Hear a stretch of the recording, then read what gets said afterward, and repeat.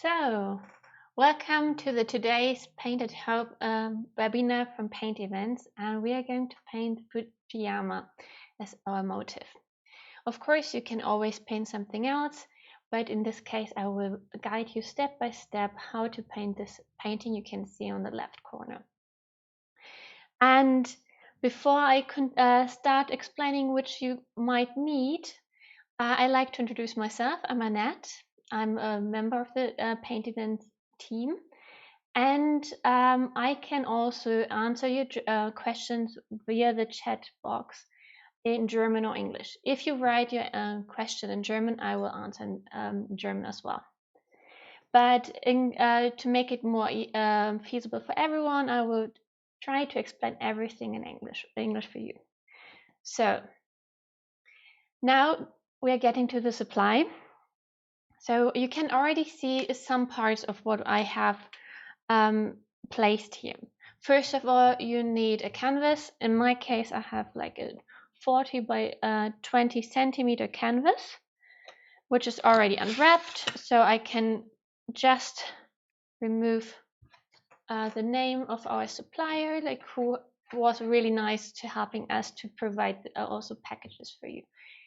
If you are interested in packages like this, you can go on our homepage and we provide you like with information there. Okay. So next to the canvas, you will need brushes. In total, you would just need probably just 3 different sizes. You can choose between different ones. I would take like one big one. You can even choose the biggest brush you have for the background, and then some smaller ones for the details.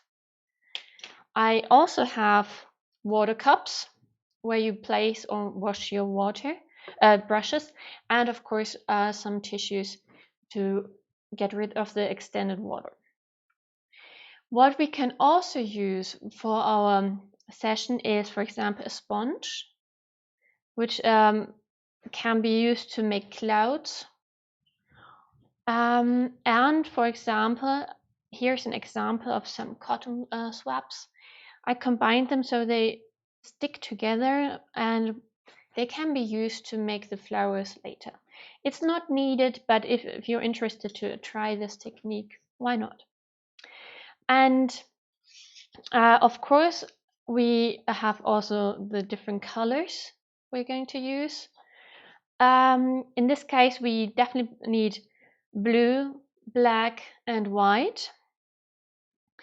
There is like a spot left for mixing. We also have yellow for the lights, or like even making like a green color out of with blue together. And we also have magenta. This is our color which we can use for the cherry blossoms.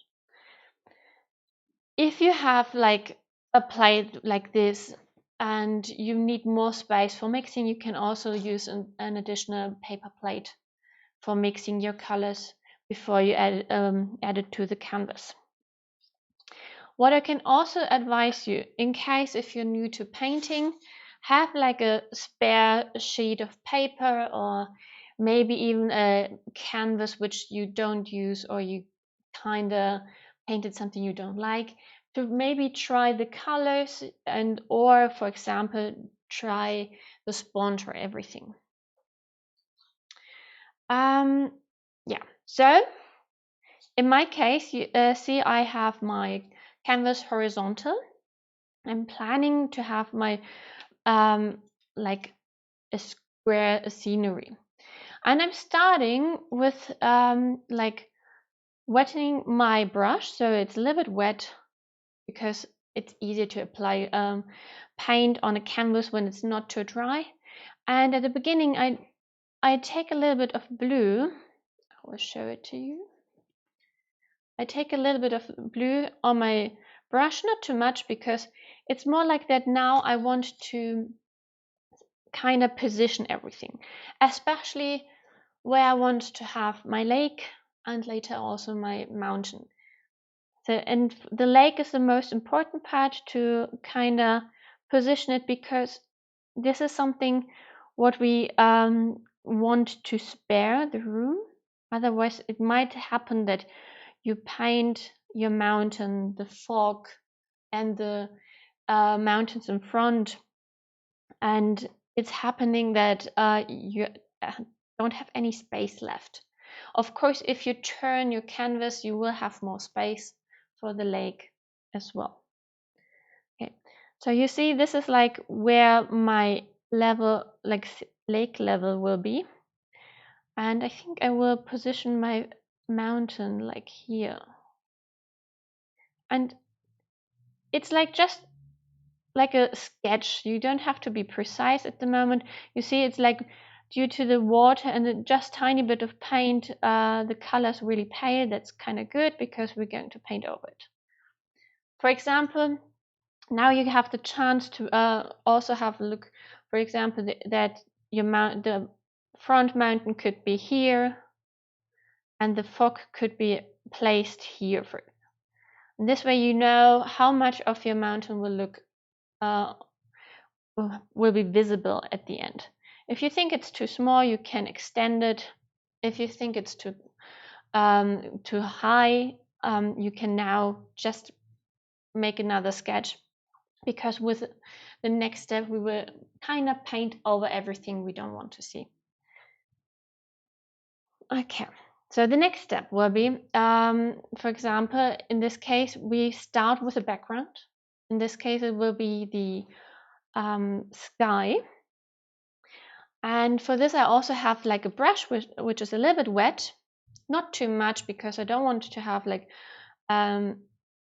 don't want to have my paint as pale as here, and that's the reason why I'm kind of trying to paint it like this now.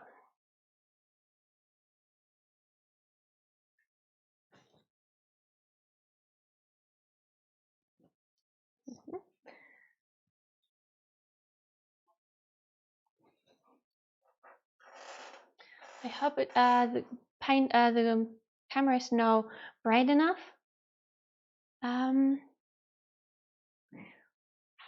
In case if you need it brighter, we would try to make it a little bit brighter for you. Okay, I would continue with the sky. You see, I'm taking water, paint, maybe a little bit of water, and I'm starting from the top. And in moments when I don't have enough paint and also not water, you can see the paint is only touching the top of the fabric, and you can still see the structure of it. To avoid this structure, you need more paint, or more paint and water together. So it's always easier to take a little bit of water. This way the paint is more fluid and it kind of leaks into the structure as well. And at the beginning, I'm just starting with the normal blue to make it like an easy first step. And I'm on the top of my canvas because I want to have there a little bit darker blue.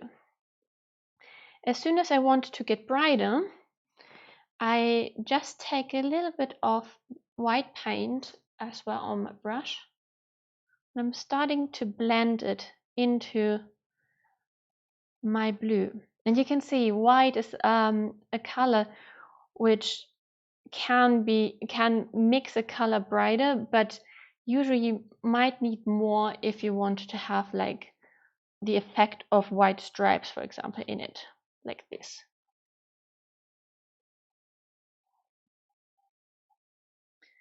And I don't premix my color, but you're of course welcome to premix the paint on your plate if you feel more comfortable. And you can of course try the color on the spare sheet you have next to you to make sure that you have the color you really like.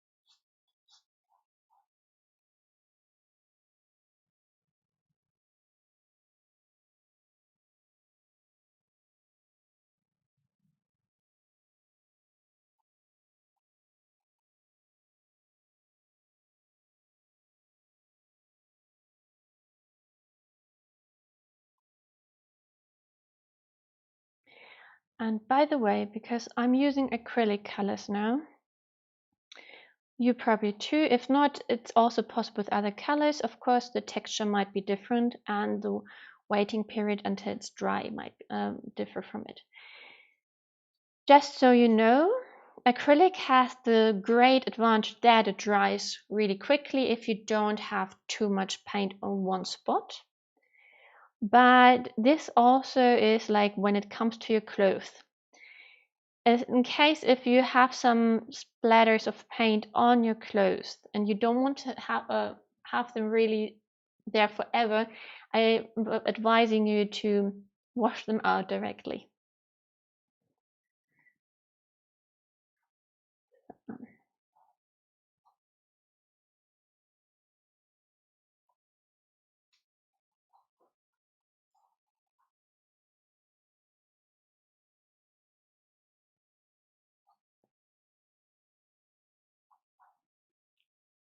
You see, I kind of taking my time, making sure that I'm covering the whole structure, like I'm not having any spots where my canvas is looking through where I painted. And this is also what you should probably do with your background. Make sure that you like your background, because as soon as it's dry and we go to the next steps, it's most of the times it's really difficult to change it without that somebody's noticing it, or like that's visible. And of course, this don't forget to use maybe a little bit more of water if it's too dry. It makes it really difficult to blend the color on the canvas.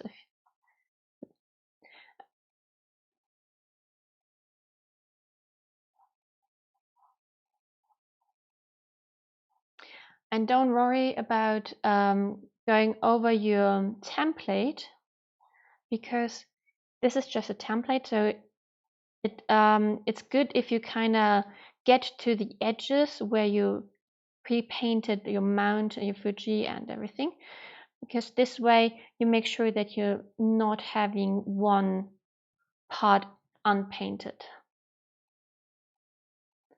And you see, I'm also painting almost to the part where my lake will begin, because I want to make sure that even if my fog is not really precise or full, that the sky might be visible and not the canvas itself.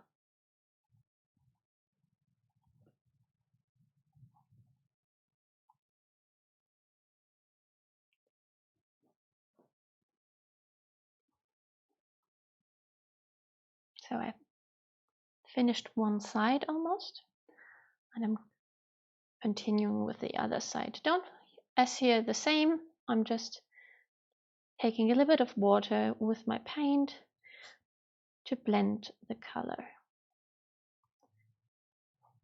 And while blending, I use more and more white when I'm getting to the bottom.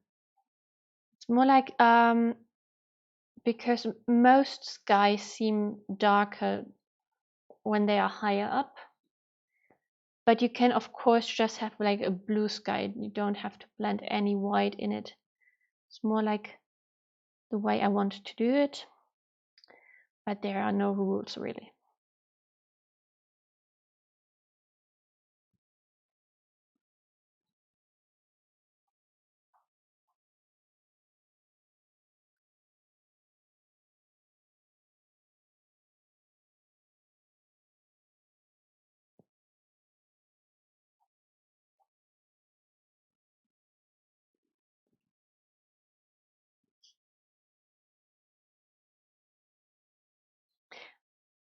And if you're keen, you can also of course make some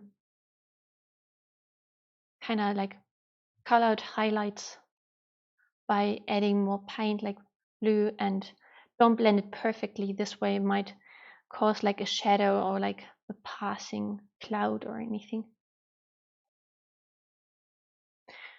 Of course, this is also a great possibility to add clouds as well, if you like to add them.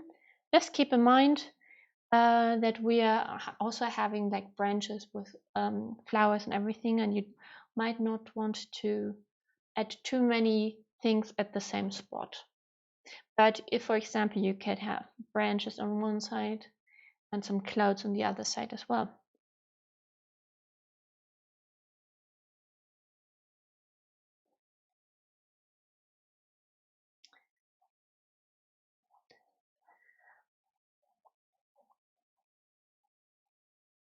So you can see here it's almost done. I'm just making some details to make sure that I'm happy with the background.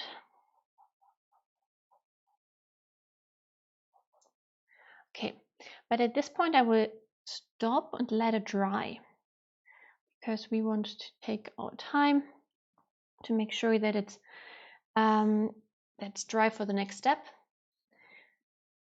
In cases if you want to be really quick, you could also start with the painting the water. But if you want, since we want to do reflections on the water as well, there are different styles for how you can proceed, and so it might be also a possibility to have the lake as a last step, so you paint is wet, and to add the reflections while it's wet. But let's see how we progress. If you have any questions, just ask me in the chat box. I'm happy to answer.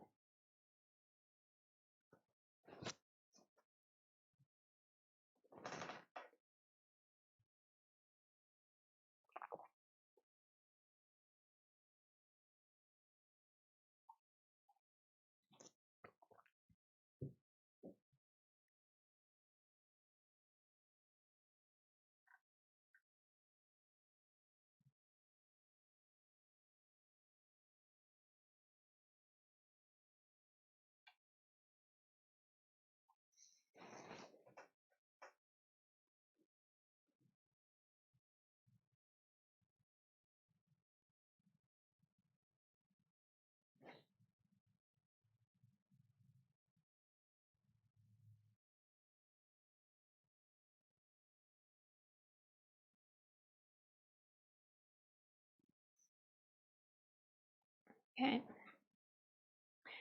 To not let you wait too long, we can start with the next step. One of the next steps is like, for example, also painting the mountain. There are two ways you can do it. Either you start with blue as a base and you add white on top, but then you might need lots of white.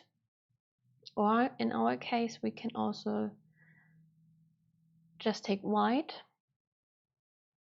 as a base. And don't forget to add a little bit of water to make sure that you kind of have it a little bit more soluble. Yeah. And as you see, I'm just starting to paint the mountain. You might not cover the strokes right away you want to cover, but with the next layer we're going to paint, it will be covered, so you don't have to worry about this. It's more like that we now can form our mountain how we want to do it. Like, not mountain, volcano, Fujiyama.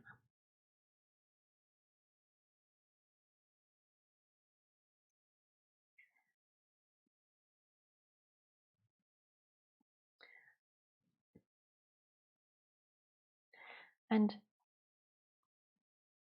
in case you might not see it precisely on the camera, it's more like just the first layer. And I don't mind if a little bit of blue gets into it as well, because I'm going to use some blue as well. So don't worry about it.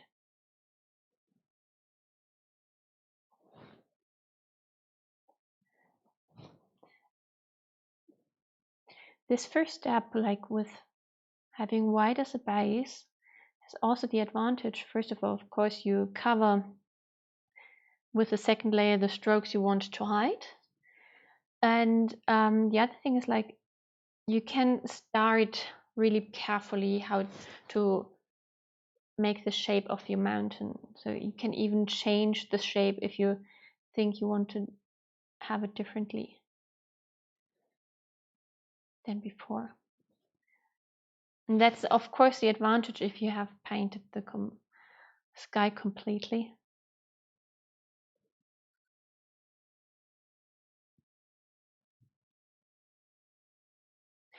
Here on the bottom, I'm not really precise with my strokes. I kind of also don't paint everything because I know that I'm going to paint over it as well. So it's more like that the top part where I know where the fog and the part which is like sticking outside of the fog will be.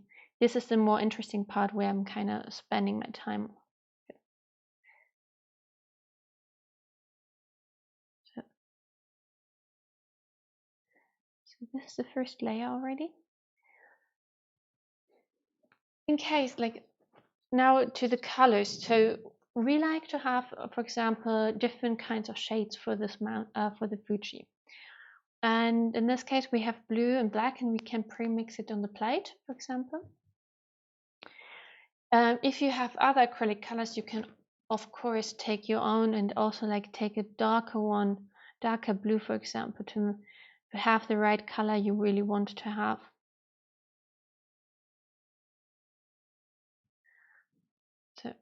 So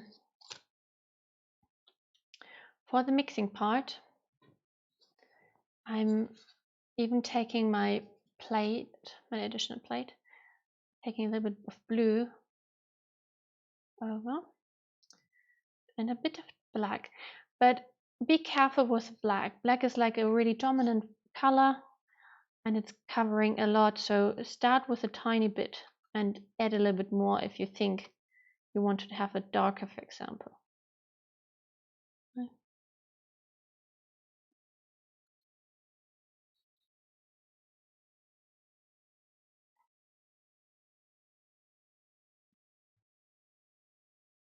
You can already see it's getting darker.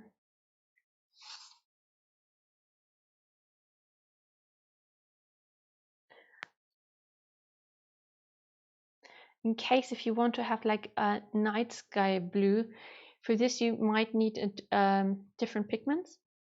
So you would should use like a blue with it, which has already the right pigments for this. Okay, as you can see, I already started to have like some blue, and now I'm just starting to apply them as strokes on my Fujiyama. And I'm not covering everything. I'm making small strokes, and it's also blending a little bit with my white. But that's something that's really not bad, like because this way you get like different shades of blue already in the mountain.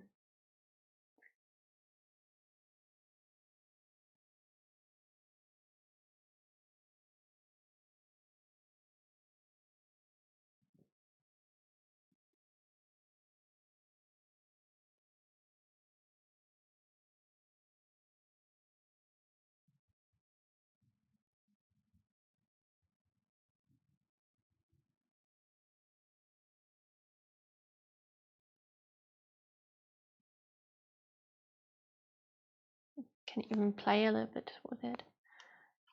You could also just take some white, for example, on top, so it's kind of blending also directly here. And you don't have to only just make stripes, you can also just tap a little bit. And what I'm going to try is to have like one side which is a little bit brighter, so I will not add paint everywhere, like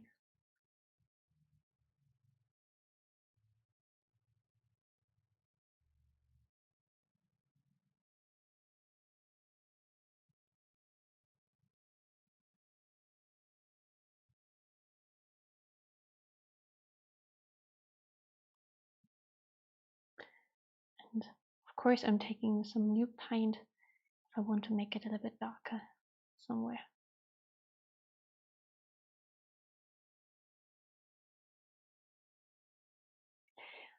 What's also possible is to paint this part with a spatula. For this you might need even a little bit more paint itself, because the spatula is not as it's kind of like pushing the, lots of color together, but it has also a nice effect, and it's like giving the mountain lots of structure.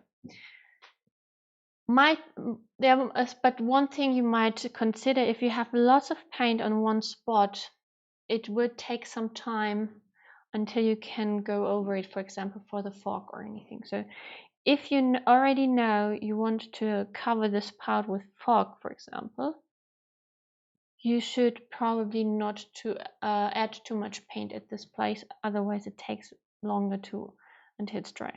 Or you take a hairdryer as well. We are all at home. It's easy to get one.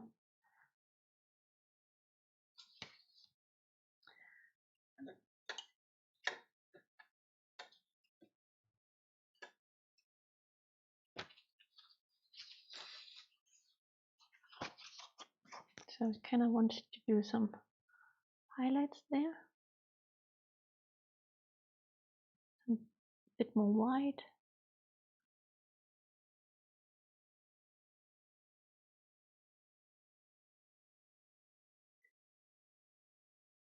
Now you see like my blue is still a little bit wet, so I can kind of blend and smush a bit here. This gives it a nice effect. It's not so precise, which kind of gives it a little bit more natural look.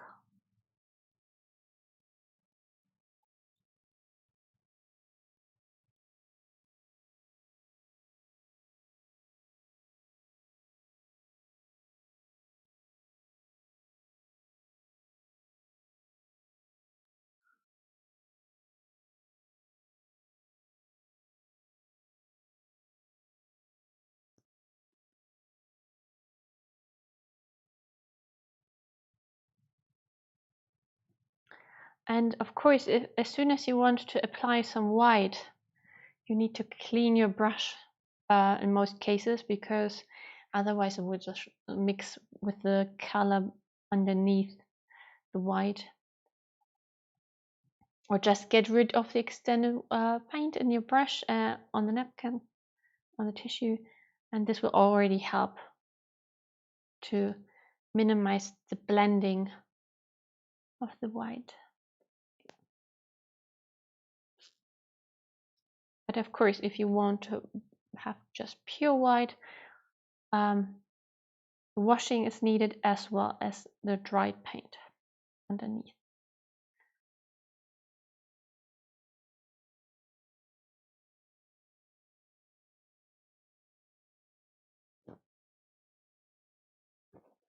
You can see it's getting lighter. Like in some cases, I might to darken it a bit, and I'm tapping.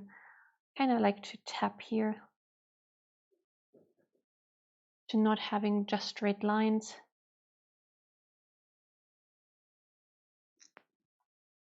Now it's also possible is to take the other blue if you want to. It can give it a nice highlight.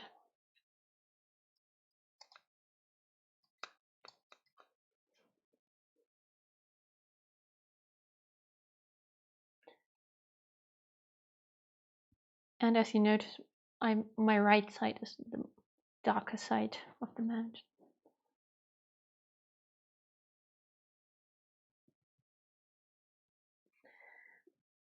Might be possible that it's reflecting a lot for you, so I'm tilting it a little bit so you can see it in between.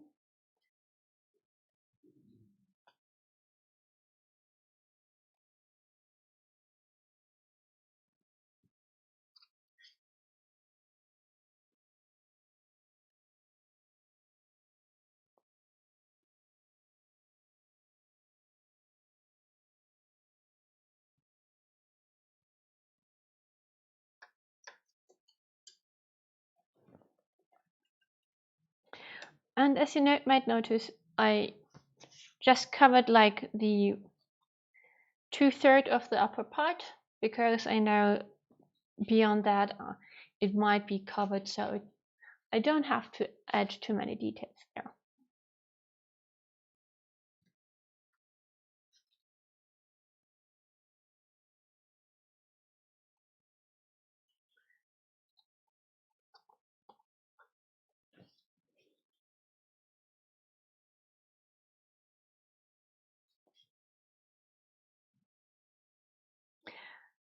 And the most difficult part here will be to stop, even, like, because here it's a moment like where of course you think you can still add something, or it doesn't look perfect, or there's something you would like to change. And if you have this moment, if you think, oh, I don't like this, or there's something wrong or odd with this, I have 2 tips for you. Either take a picture with your mobile phone and look on your painting with through your phone. It might give you a different perspective, or just step away for a little bit. Just stand up, go 2-3 meters away, and you might notice that it totally looks different when you're further away.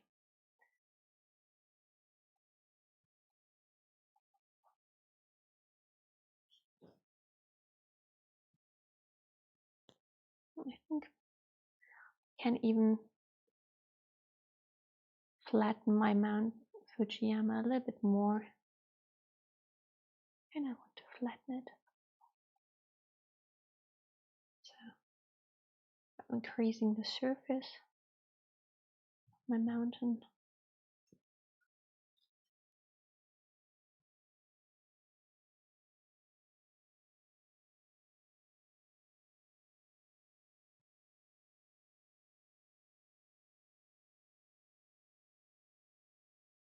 And as soon as your pre-mixed blue is empty, just mix new one.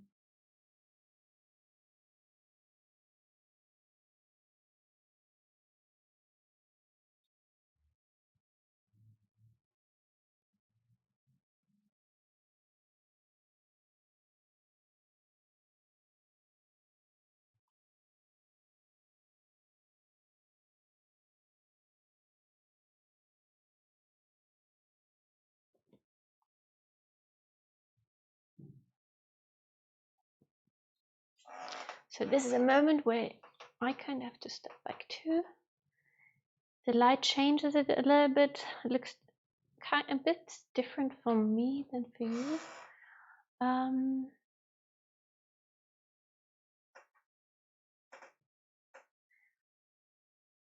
see more details in my case, but you don't have to like my painting more. So you have to like yours more.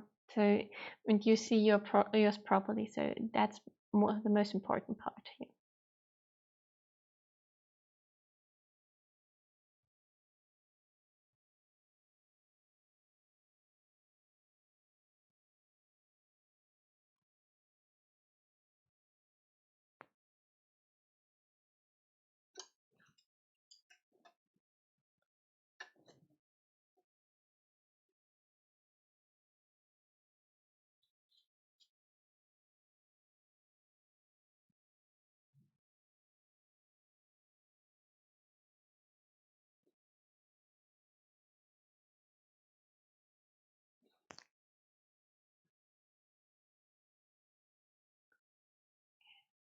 So getting to the end to preparing my mountain, it's kind of difficult to say stop, but it might be necessary at some point to just finish first, because I also know it doesn't have to, if I don't like it at the end, I can still work on it, so I'm not worrying about this. Sometimes it needs some more details to look final.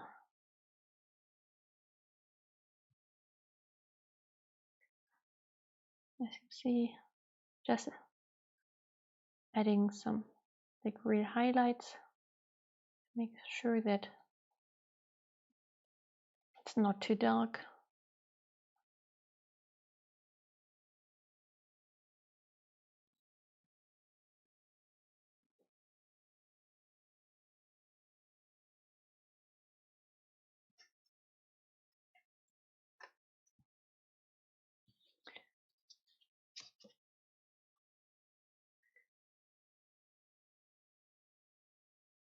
Just on the outside, I'm going to make it a tiny bit darker.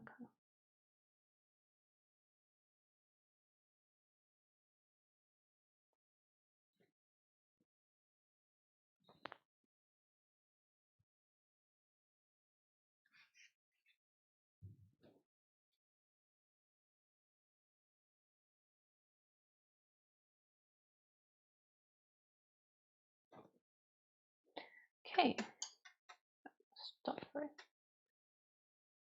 Maybe I won't stop for a second.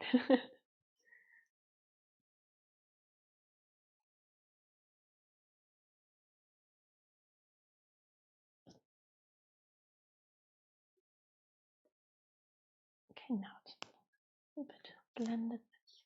Great.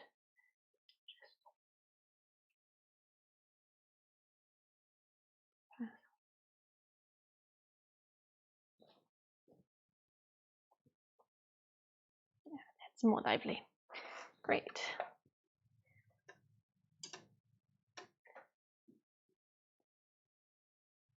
So I hope you can follow.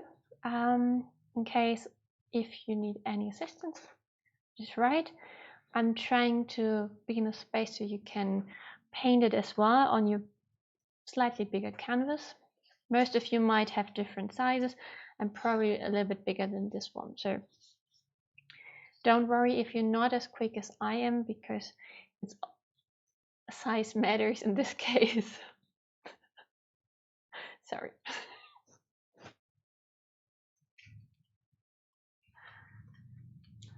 And in case you should wait until your paint is dry, I can advise you to get something to drink, tea, for example, or just some fresh air.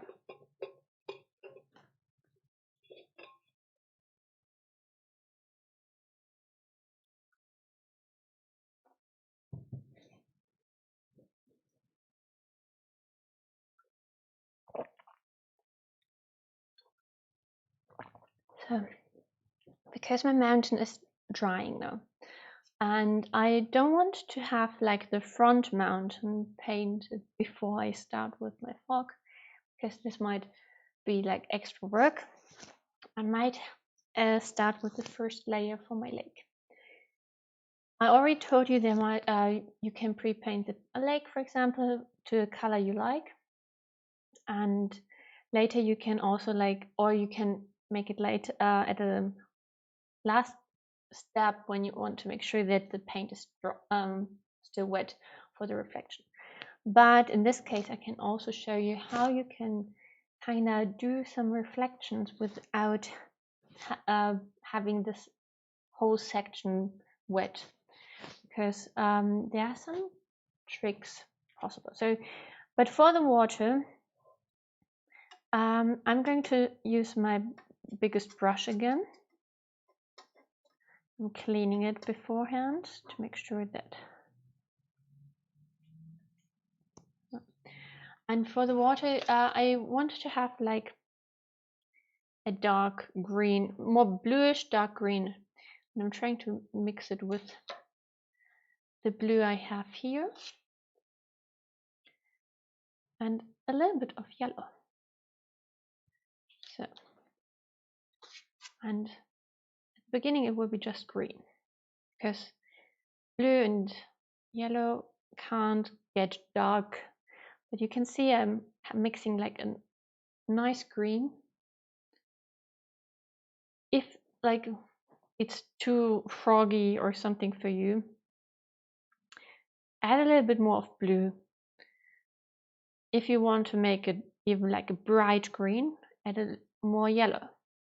So there is possibilities to change it. Since I wanted to have a little bit darker, I'm also taking some black and I will mix it into my green.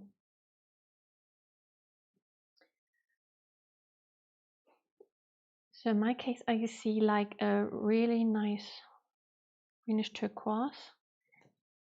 For you, it seems a little bit froggy, probably. Really sorry for this, but you would probably see the effect anyway. So see a little bit blue. And I don't have to make it like really dark on my plate now because I can still blend here. So I'm starting to make paint with my green here.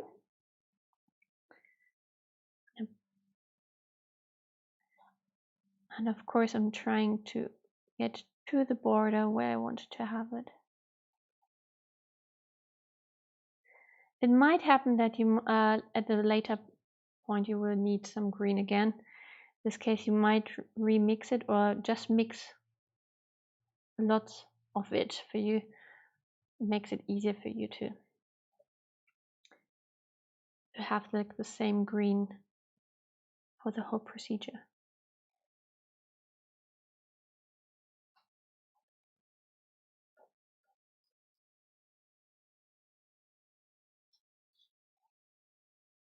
You can see I have like completely green, but I think it doesn't hurt to have, for example, some different shades. So I'm adding black to it from the corner up to make it a little bit dark on the bottom, and I'm blending it into my wet paint. And if you don't take too much black, you don't have to worry about it. It will blend in smoothly, but be careful not taking too much paint at all at the same time. It's better to use it step by step and add it step by step.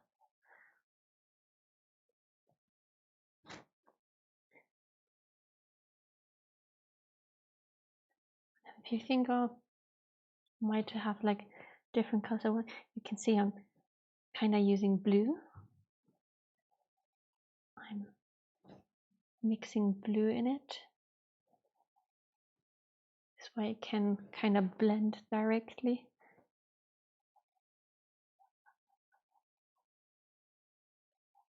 And I'm just making horizontal stripes because water, like making different stripes on water looks unnatural. Only in case if you have reflections, then it might be different. So then you could change to like vertical stripes.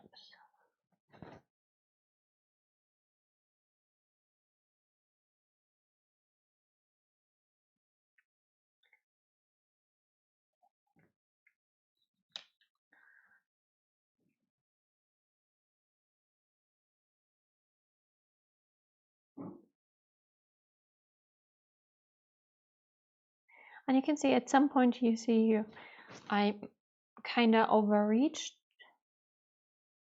and I painted over my line I wanted to have. But that's not too bad because I know I'm going to have like this, the darker blue or black mountain. In this way, we'll be able to kind of cover it again.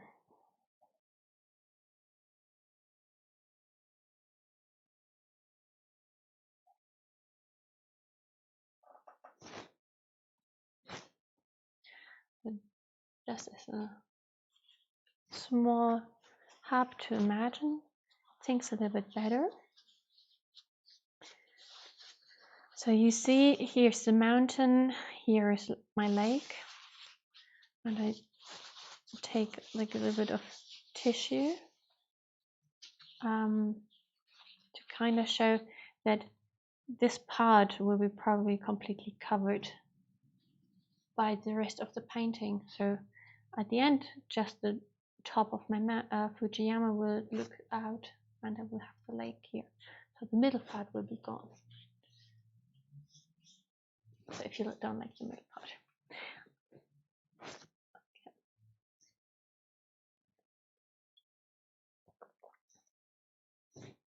So in best case, your Fujiyama should be dry.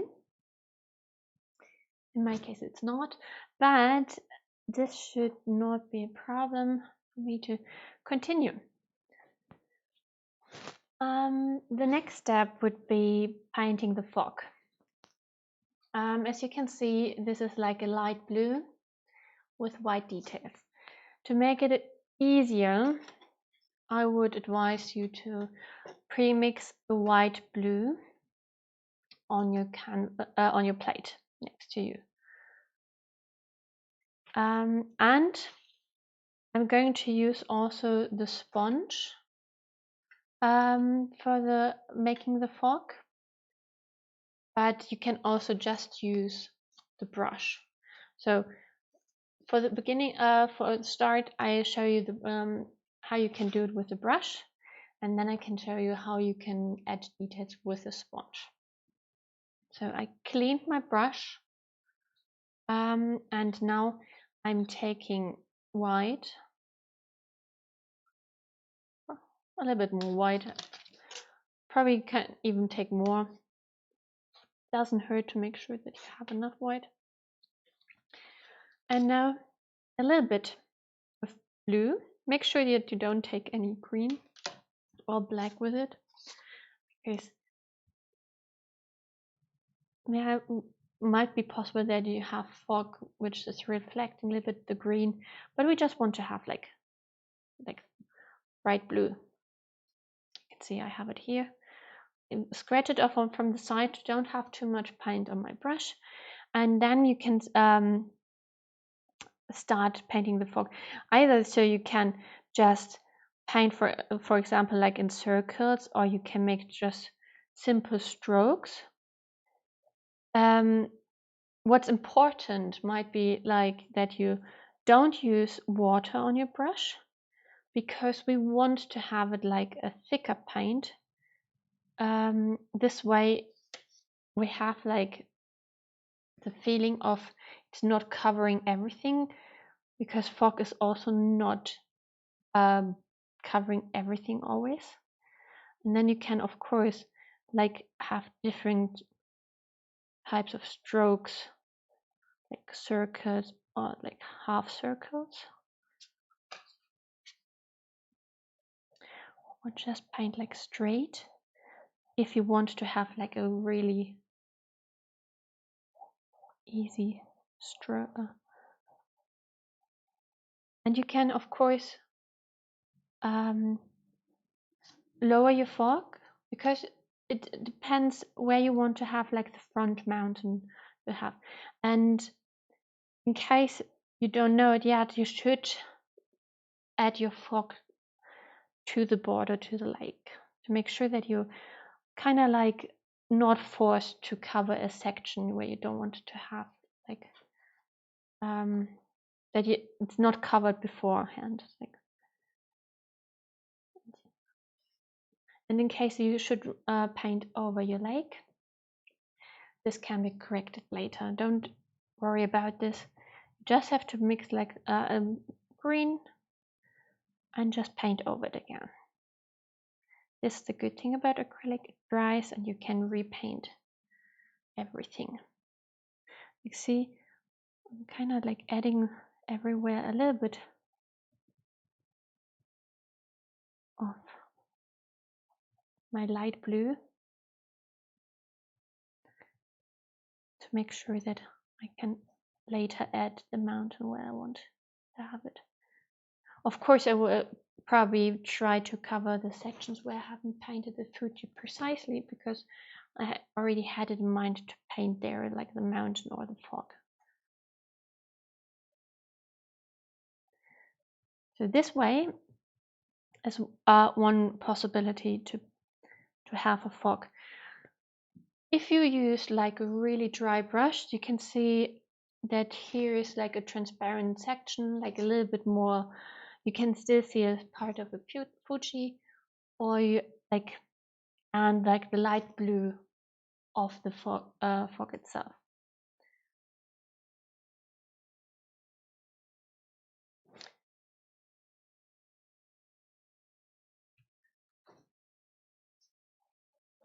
I also can see it here. Might be a little bit difficult for you because it's blue on blue, but here I can kind of see the brighter blue from the fog and spots from my sky as well as on the other side.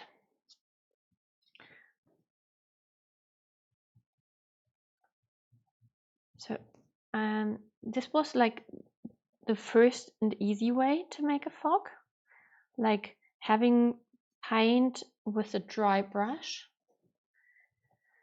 What you can also do is, for example, like you see it in a picture, that the fog could be more dense and some spots, for example, could be like almost like white clouds. For this, you can either also use like the brush. Let me try to show it to you.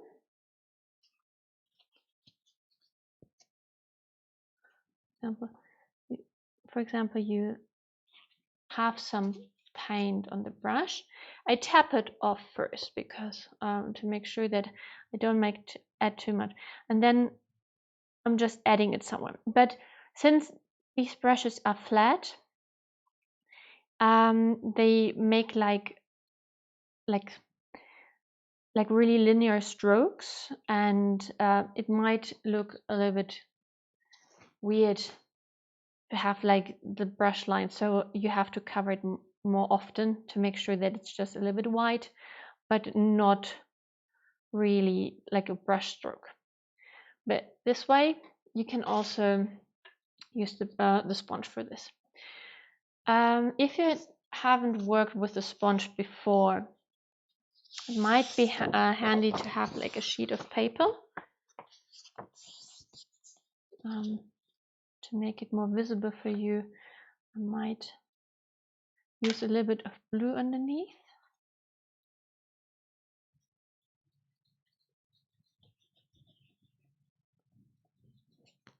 With this blue, it should be possible for you to see white. You shouldn't wet the sponge. The sponge should be dry, it's easier then. And for example, I start with taking some white on the sponge, but don't put it right away somewhere where you want to have, because it's lots of paint on it. And if you put it, it would be just a smush. Like, it can be nice if this was your intention. It would be lots of paint on one place. You see, you can't see it really, like how much it kind of even gives the texture of the paint. But if you drop off some extended paint and you start then tapping, you can see like interesting structure. You can see, of course, a sponge structure, but it's not as much paint anymore, and you can have like a see-through optic, and you can even smush it a little bit.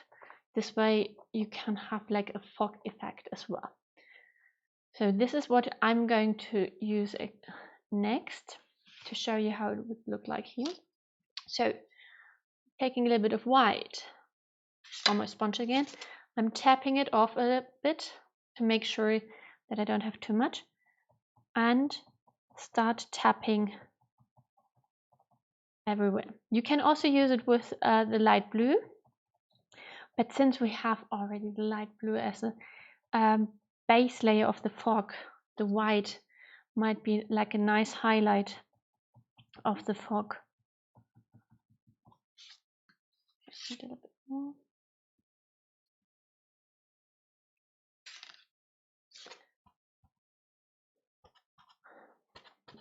And you see, I'm making sure that I don't have too much white on my sponge, and I'm tapping it everywhere.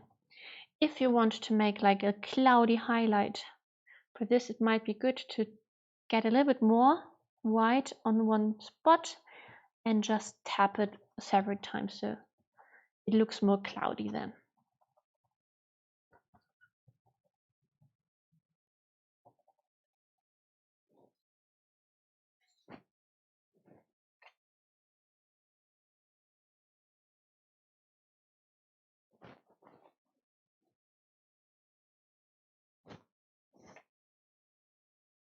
Yeah, switch it over maybe. Getting a little bit closer so you can see the smushy part of with the sponge. Right, I'm going to focus.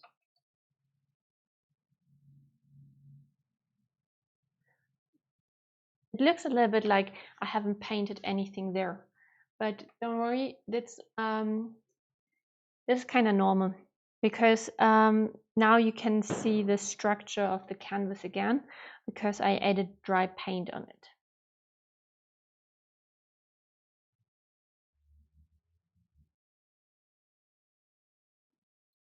And of course, I'm continuing to do it on the other side as well because the fog goes all the way.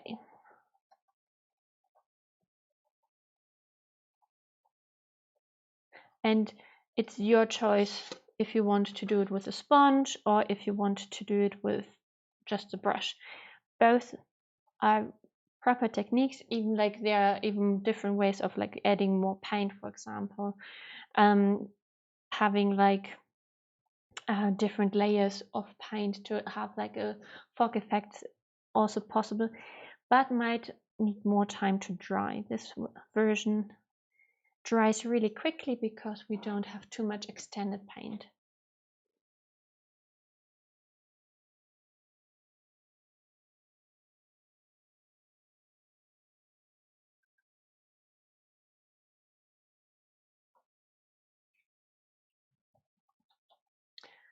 And of course I need to make sure that I'm getting a little bit to the base where I want to make sure that if like my mountain is not covering this section, that it still looks good.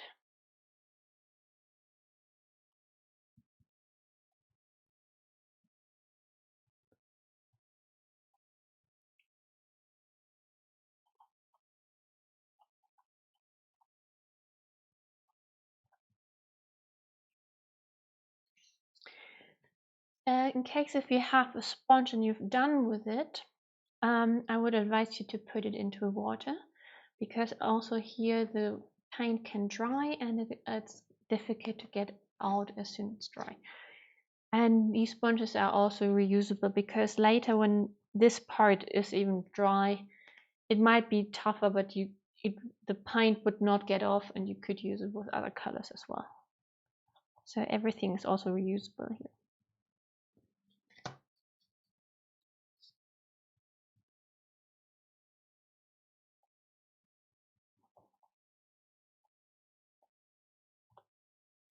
So, was it until now easy to follow? Do you need something to know? Is there anything which you missed? Or just write it in case you have any questions. Seems that you're all really busy with painting.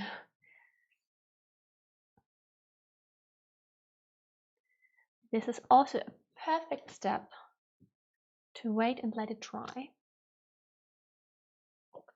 Or, and that's a good part, now we can move over to the branches while this part is drying and until we continue with it. So for the branches, that's now like either you can improvise and have like, for example, black branches,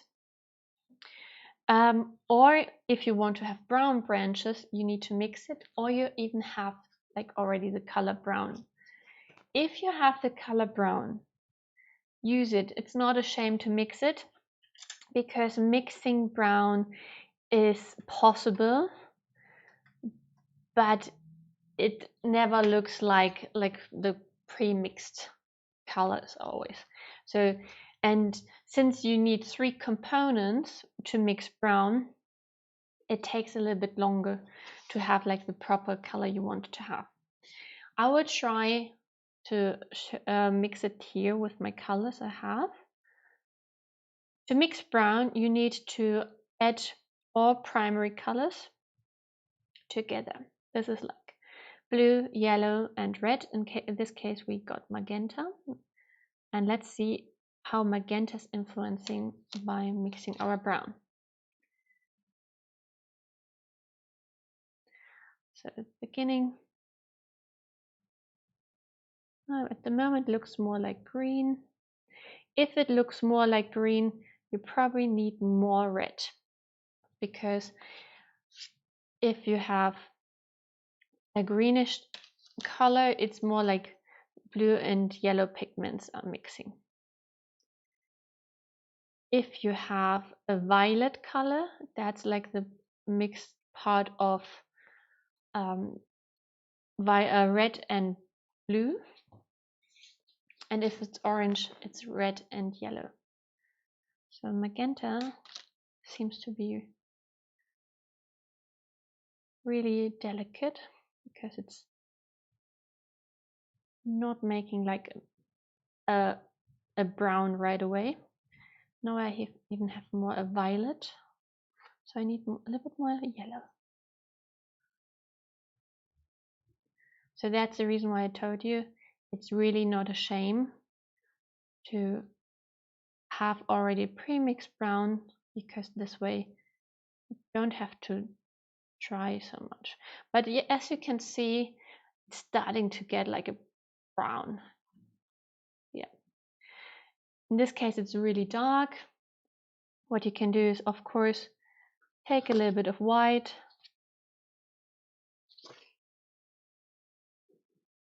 and with white it might get a little bit brighter, as you can see here. This is a good example. If you want to have another brown, you need the right pigments. This way it's good to buy brown itself. Some colors it aren't really possible to mix them right in the right way, like you want to have it, but there's also like the possibility to have like paintings with only like the primary colors, black and white, and mix everything out of this. So now we can either start painting the branches, so you know the position where you want to have it. Like this. I'm going to show you 2 ways how to proceed. Like one side, I'm starting to,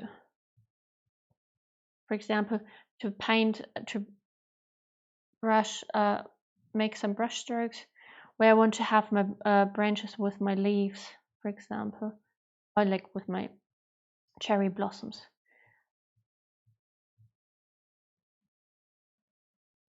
This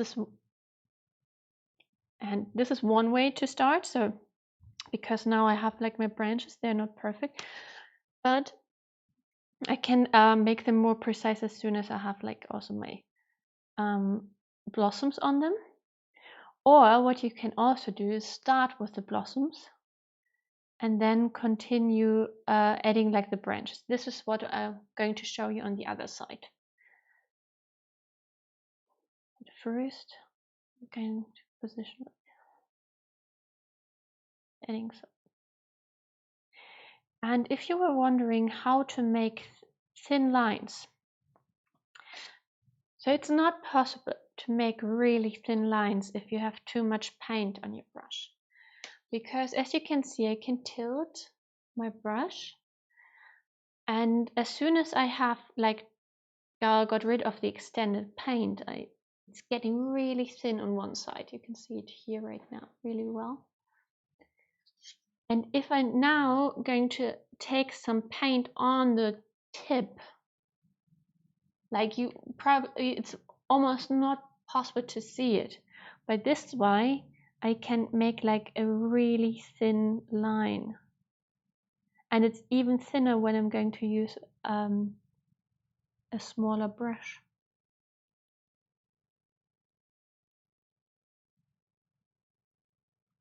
Okay. So you can see here a little bit of my branches.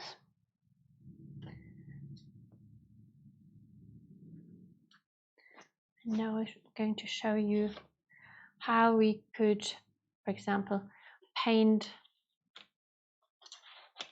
the leaves or the blossoms. So there are also two possibilities.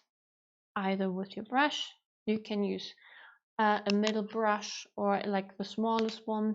With the smaller one, you have to make more spots, for example, like this. At the moment, I just use magenta, pure unmixed, and I'm just tapping it somewhere.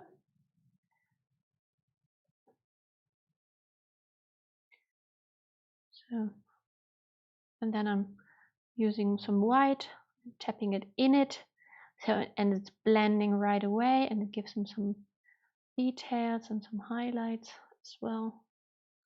So really nice to give it some structure.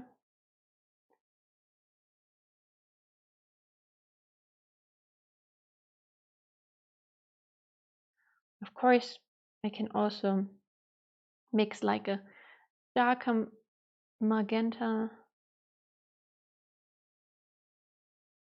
by using a little bit of black. But be careful. If you don't like the color, you should be careful. But it has the advantage. It looks like a shadow also within. It's also possible. So this is one way how you could add, for example, the cherry blossoms. With a bigger brush, it would look like this. I'm also using my other brush. I'm cleaning it before, so to make sure that I don't mix it with other colors. And it's also like you can also tap. This way you probably cover a little bit more space, but with tapping you will also make like it looks like a lot of different cherry blossoms all together. And of course I'm adding some white as well.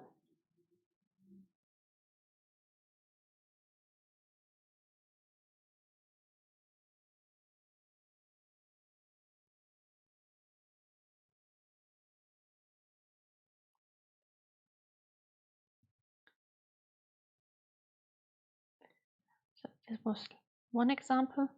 I myself prefer the smaller brush. It looks a little bit more lively, but of course, like if you want to have like a greater area with the cherry blossom, the bigger brush might be handy. Still, like with the tapping, it's really helpful. What's also possible is to have like round brushes. They also help you to kind of tap your way. Or, and now the other possibility is, for example, here with my cotton swabs, I go into the paint. I'm trying to get a little bit paint off, and I'm starting to tap them everywhere where I want to have it.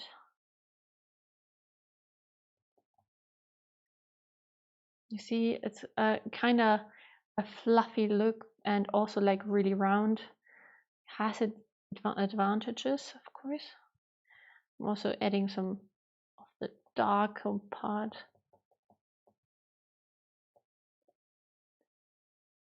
And now for the white details, I need just take the other side of the cotton swabs. And Be careful not to have too much paint on it, otherwise it will cover it completely. If you have too much, just get rid of it and just tap again. And you can, of course, turn around, tap again. So you see, there are different possibilities how you could proceed with the blossoms. You have to choose what you like the most. In my case, I still prefer with a smaller brush.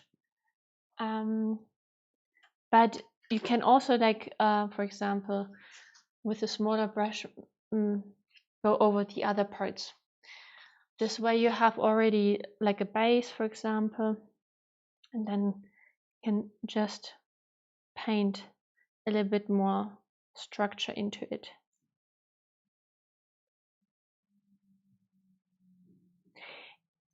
There are also different brushes that you can also try on different with different brushes how you like the result of it. This way you can also like change and find maybe like even the perfect technique for yourself, because this is something what you kind of have to figure out how you like it most. And there's no right or wrong.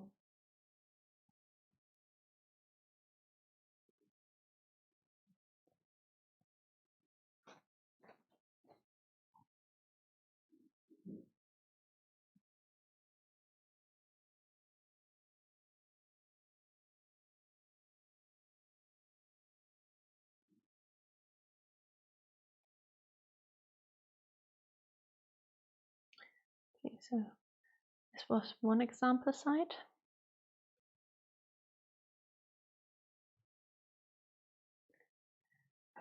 For my advice is also take your time with the blossoms, because when you do it quickly, it's of course also possible, but it might look more nice and structured if you position it before, if you how you want to do it. Also really nice if you want to make it, for example, to make it a little bit more pointy, as if there is still some small blossoms to the end.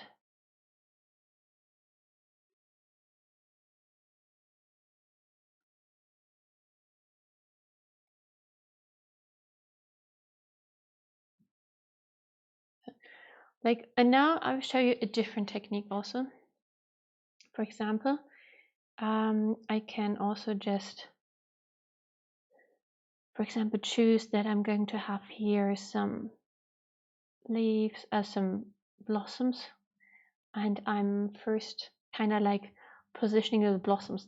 This has the great advantage that I'm kind of looking how I like it the most, like the color, because here I was forced by the branches I painted to where I put the leaves or the blossoms, and now I'm kind of like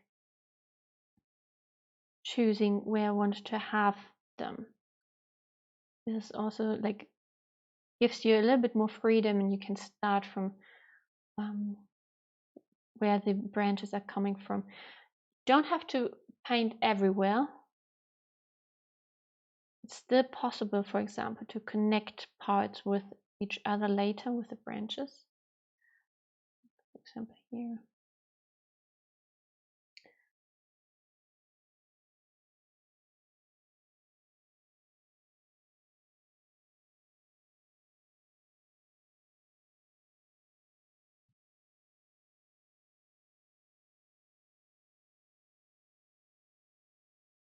You see, I'm already adding some white, because I just like it to have like more realistic look. And for example, I think here might be good as well.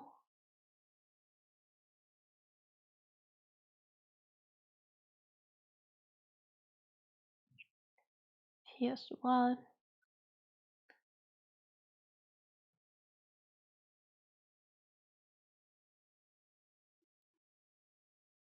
Now you think probably, what is she doing? She has all the clouds and like it's funny disconnected blossoms and everything. But I will paint the branches right after. This way I can just make sure that I'm not having too many branches I have to cover, or because the branches itself sometimes not so beautiful for everyone, or they're more difficult to paint, so you want to put them to a minimum of effort for your painting. So,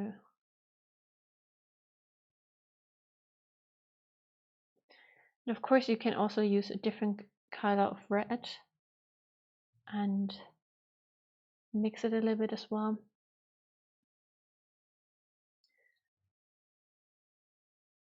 And just try everything.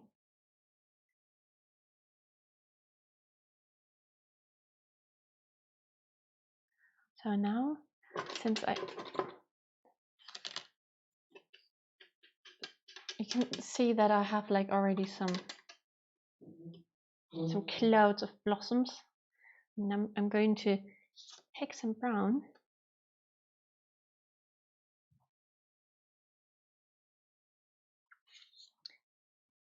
and I'm connecting them now.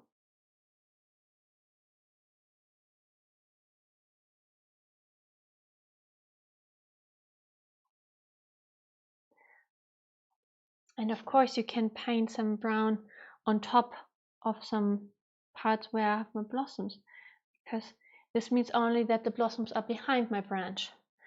But now I have the possibility to kind of choose how it should be connected, for example, like this. And if I have like how many branches are coming to this painting. And of course I can still add some blossoms later on my branches as well if I don't like them. It's more like choose, try both ways probably, and choose the maybe like the procedure you like the most, or which suits you the most.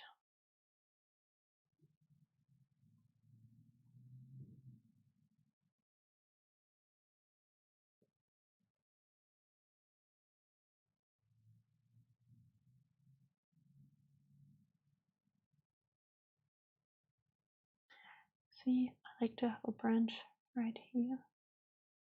And then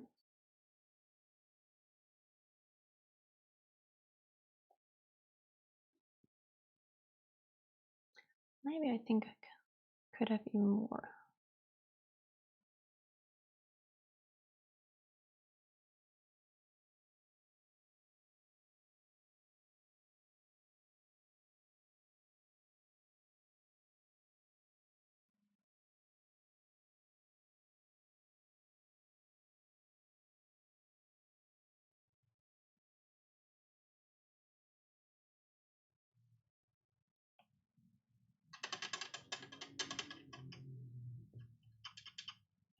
You see, like both techniques are possible. They kind of have a different effect.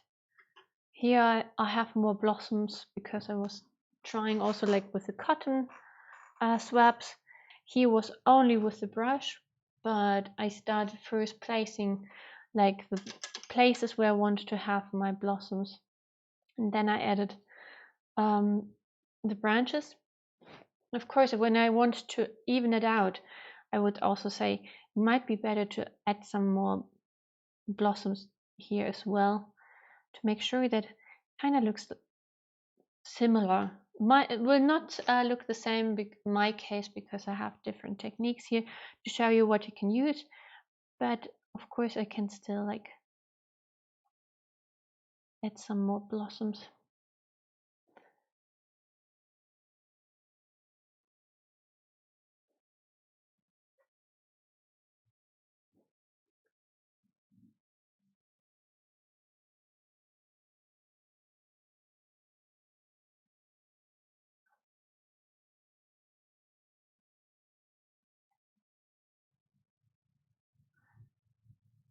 So there are no limits.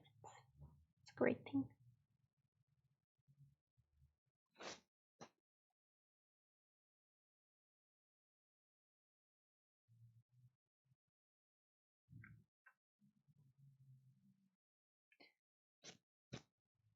So if you even have other techniques which you like to use for the blossoms you'd like to share, you can also type it in and it can try to show it to the others as well.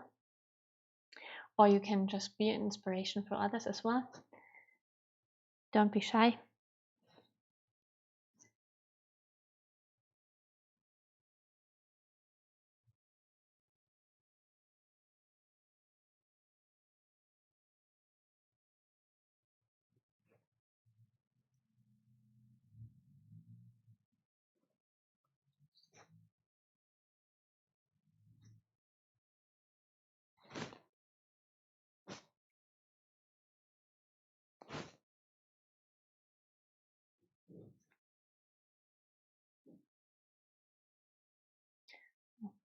Might be a good idea, for example.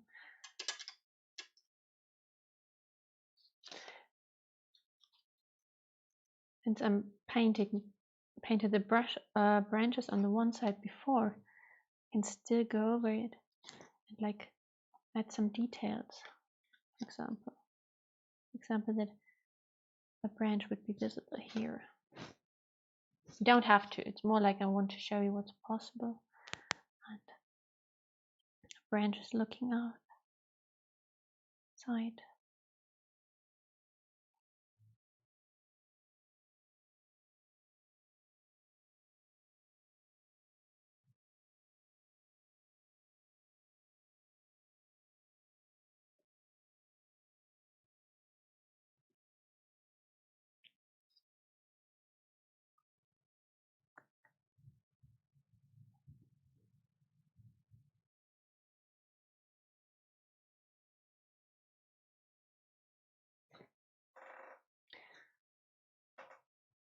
So at the end, both techniques have their advantages and disadvantages.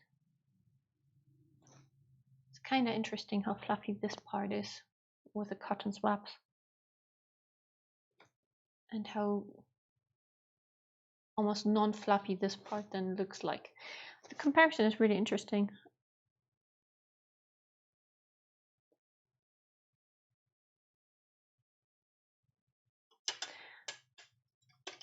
Of course, this is something I kind of can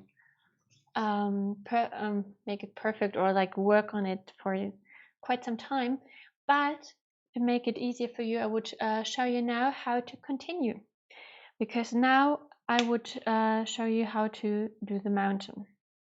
The mountain is kind of like the background for our city. The city will be painted in black for sure, and with the yellow lights. So for the mountain, I don't want to use black, but I want to use like a really dark blue. So I'm kind of using my blue, what I already had. Here you can see I'm placing it somewhere here where I already mixed some darker blue, and I'm taking some more black. I don't mix it in right away because of course I mix it in several steps to make sure that it's not getting too dark.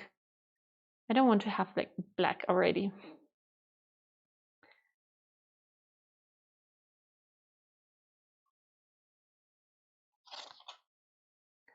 Okay, you can see I already have the blue I had before for my Fuji. So, but I want to get even darker. I want to have like really dark blue. So can even use a little more black.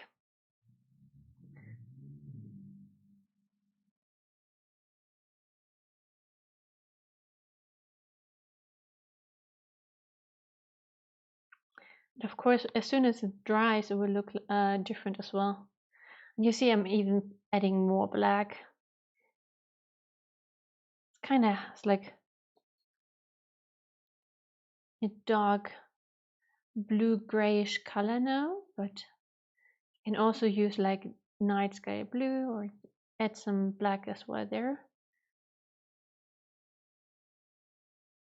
So if you have more colors available, I will show you what colors we have to make sure that you can able to do it with even like some colors.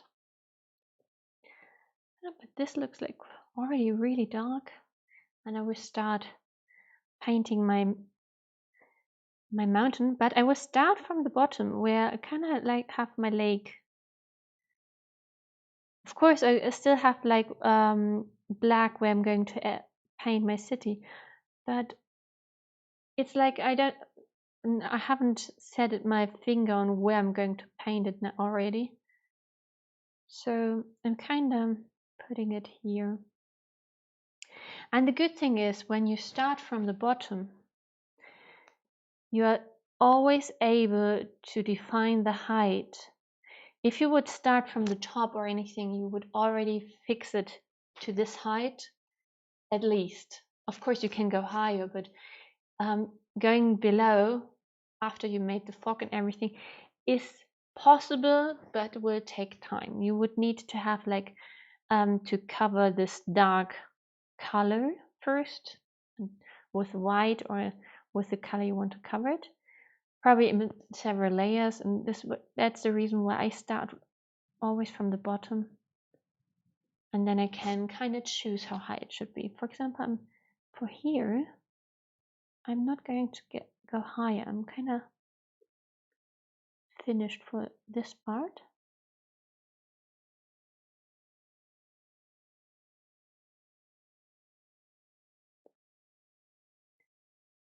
But here now I can start to write. For example, here I want to have like a higher mountain.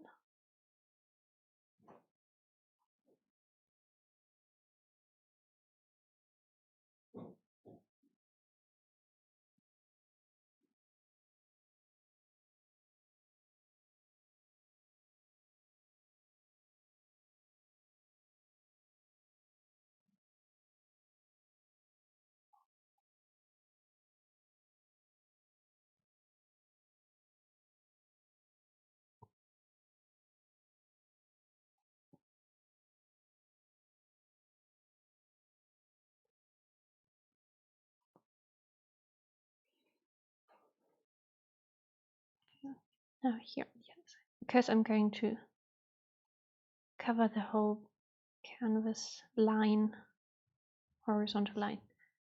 Of course, I could have only have the mountain go to a certain point, but in this case, I like to have like a whole side.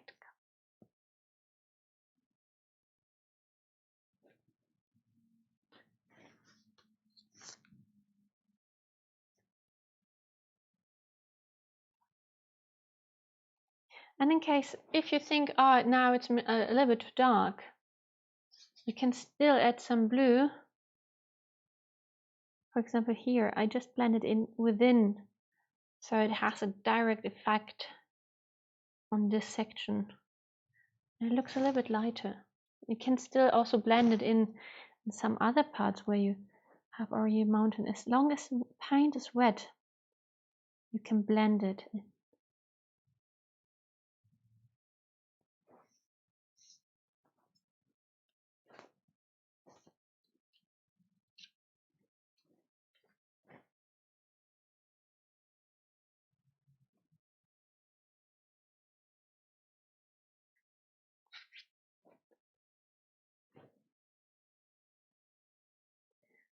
So yeah, I kind of think it might be good to have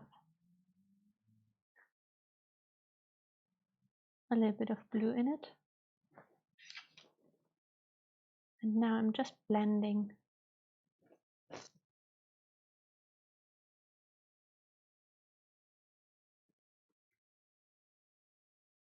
Be careful with the upper line. Of course, it can increase every time you go over it. So just take your time to paint on the edge to your sky or to your fog.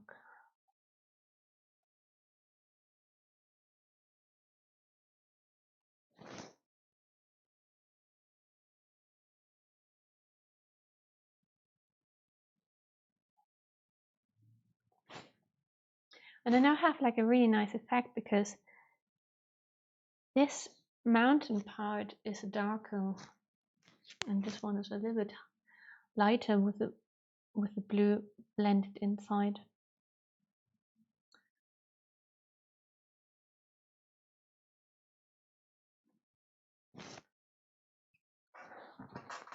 That's perfect. Now it's important to kind of let it dry. That's the reason why I would advise you also not to add too much paint on it. If you don't use water while painting it, it's already like really pure paint, and it would cause that it's covering the section pretty well. And you just need to wait a little bit. This is also a time where you, of course, could adjust on the leaves, for example, or make the branches better. Like for me, I would probably rework this part a little bit more. But as soon as it's dry, we can also continue with the city. The city, as you can see in the original, in the left corner, is more like a skyline. It's more, I have like with black, I add some houses like skyscrapers. And I don't even do too many. It's more like sometimes I'm just adding some black on top, so it looks like another shadow or another undefined city.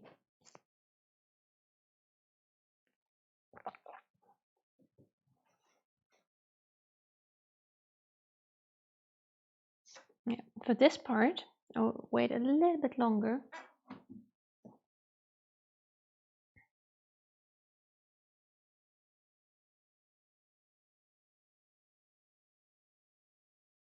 You can also see that I still have some brighter spots here. That's a good chance also to pre-mix the green again, which I could use later for my reflection as well.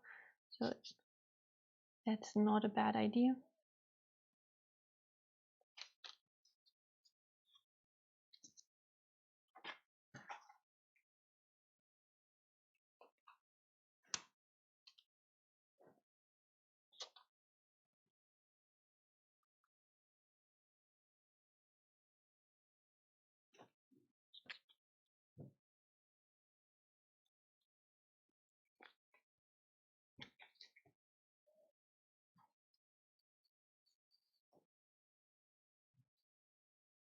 But don't forget, we still need some yellow later on for the lights of the houses.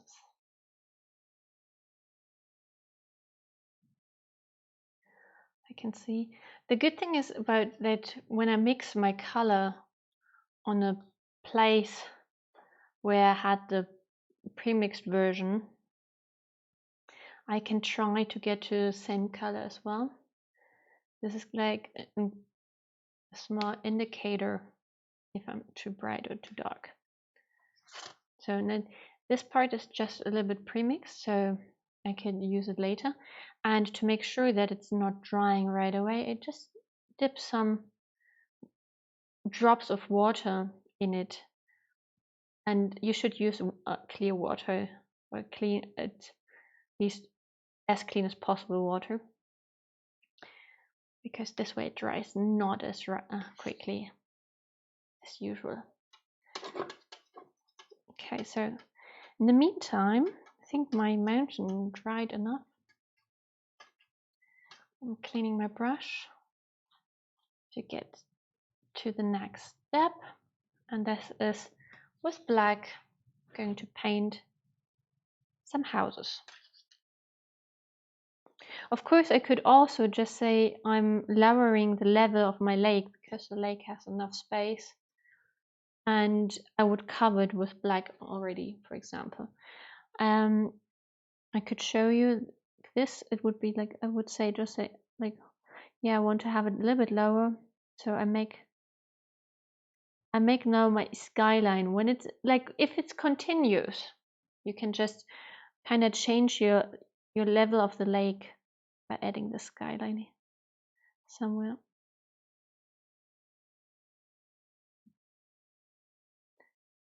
For example, in here I'm going to make it like undefined city.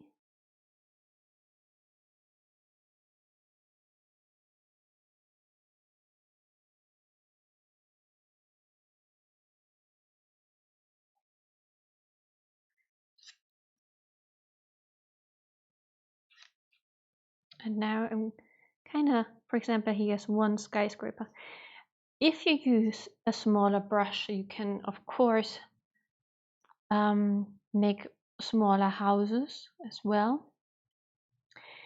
In this case, the square brush is really handy for me because it's like one skyscraper and the size of the brush. And even if I would turn it around, I could make like a thin line, like as it is a tower.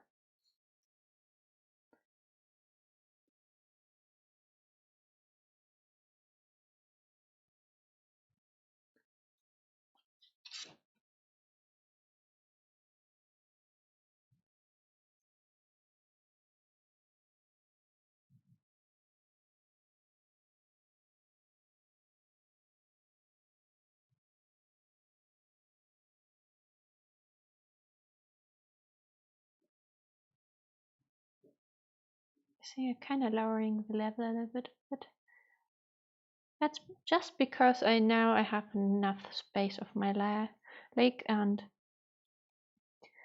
I kind of don't want to take more of the mountains because this is more like the positioning style I want to choose, but it's more I want to have less lake now and more mountains. So you can see it's still possible to change during the painting process. And in case you wouldn't like anything, just take a step back, have a look, what is it? What's exactly the thing you like to change? And then just repaint it. Okay, now I'm going to some more houses here.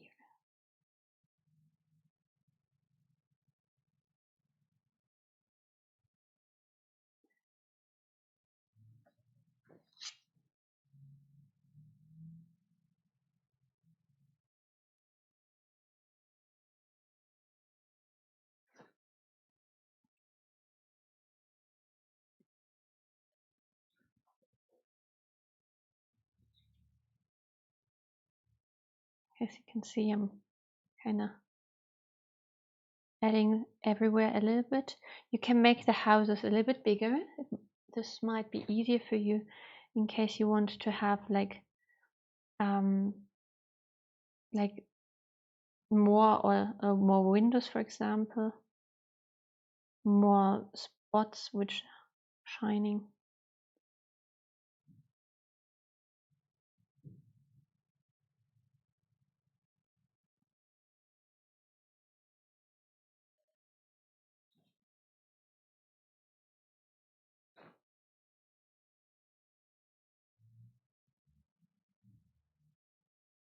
You can see I'm kind of forming also a little bit of mountainside in black in front because it's a nice detail.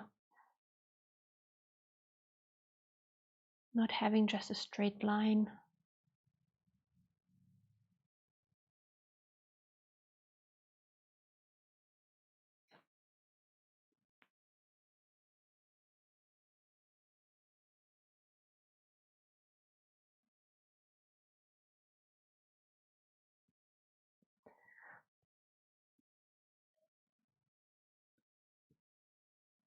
Here, for example, is also a little bit of mountain side.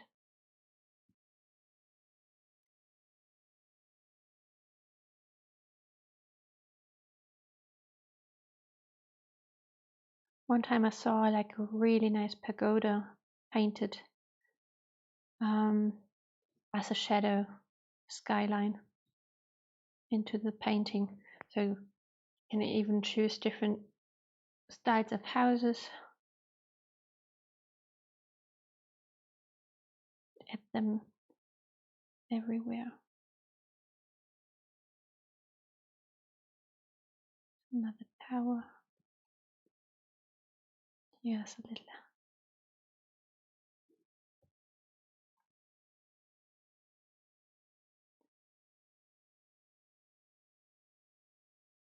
So, okay. So you can see I have now several buildings. You can choose to paint more or less. This is just an example for you.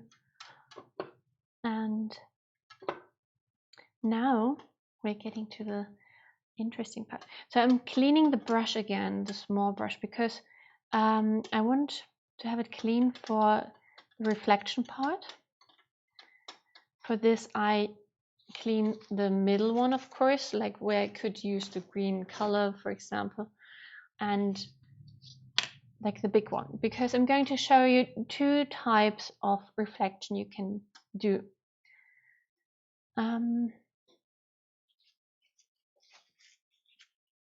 So first of all, I have all the brushes again. So, with the smallest one I have, I start to put some reflections on. In case if your buildings aren't dry yet, just wait till they're dry and continue later. But as soon as it's dry enough, you can already tap the lights on you want to have. Of course, here on the top, I will not have like any reflections. It's just the light shining out of the buildings. This one is a big building. I make like small light.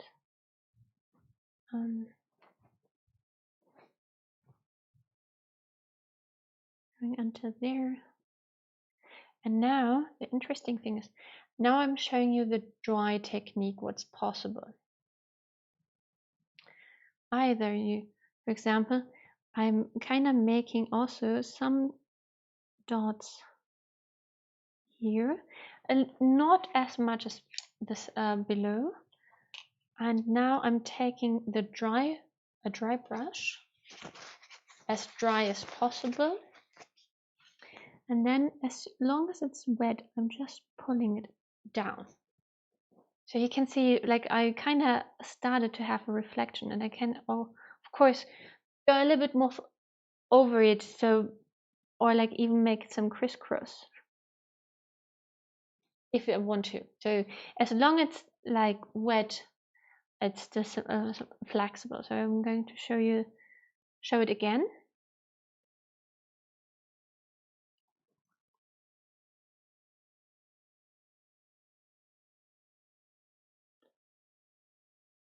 So this is a house with 6 lights, and now I'm adding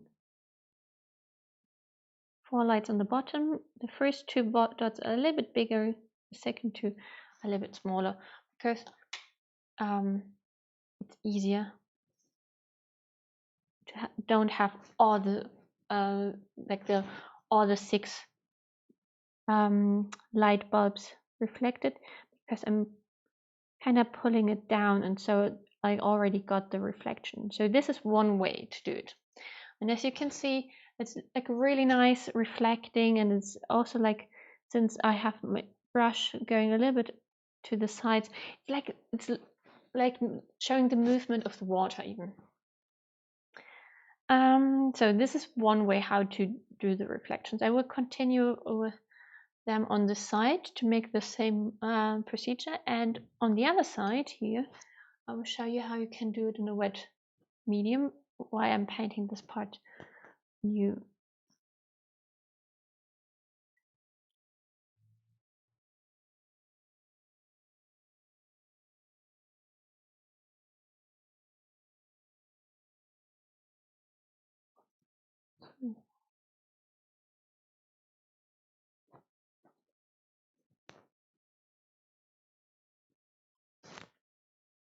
much paint. If there's too much paint on the brush, the dots don't get so precise, so I kind of wanted to take less.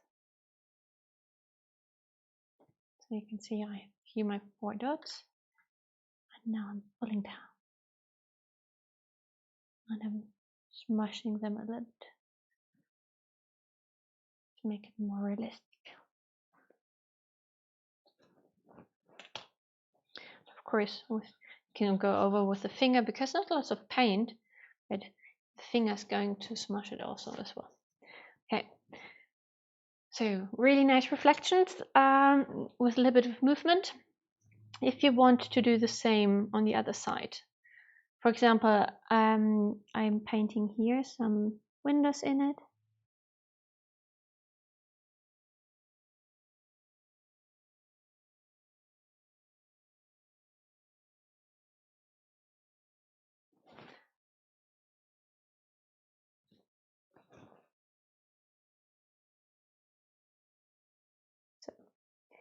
So this is one example. So I have a building with bigger windows now, and in case like this area the lake would be still wet, so I'm kind of showing it while painting a little bit of green water into it.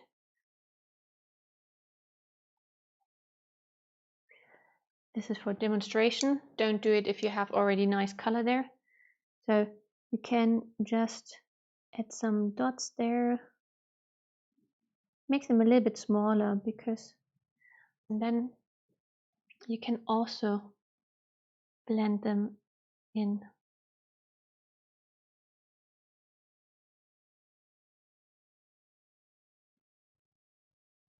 This way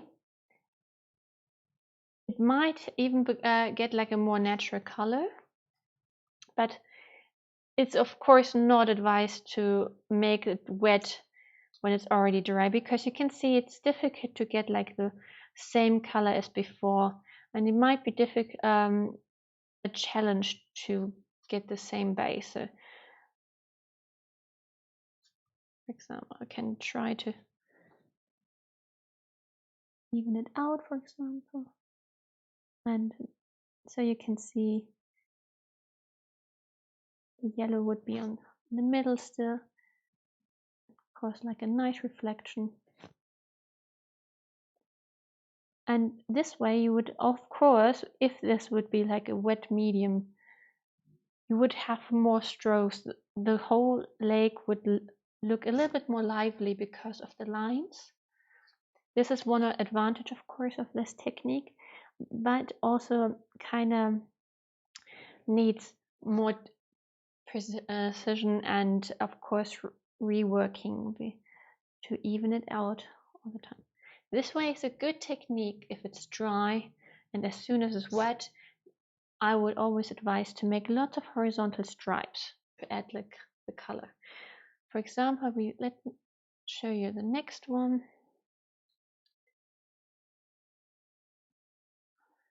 I do some colors here because there's already some wood paint.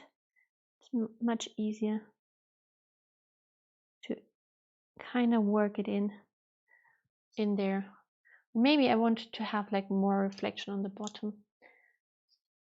So now kind of taking the paint again.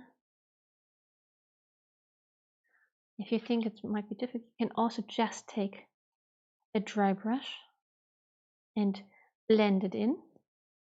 So you have also the possibility to even just put some dots somewhere and blend it in.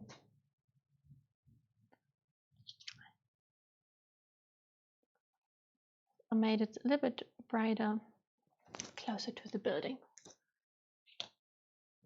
As you can see, both techniques are really nice.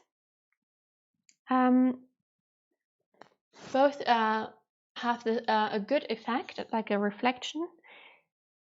The dry version has like a more detailed reflection that's more precise to an area, of course, because it's not blended to the rest. While the wet version has the possibility to have like a kind of a water which looks a little bit more alive.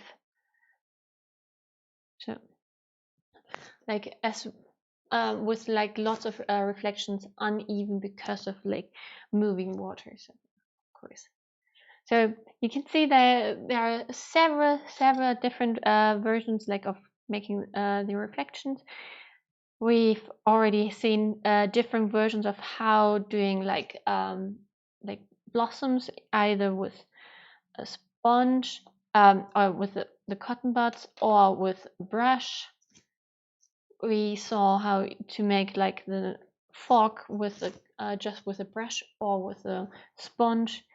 And of course, if you want to have any other techniques, just write me. But in this case, I would say I would stop at this point and let you paint further. You can, of course, continue like adding more details, more lights to the houses, more reflections.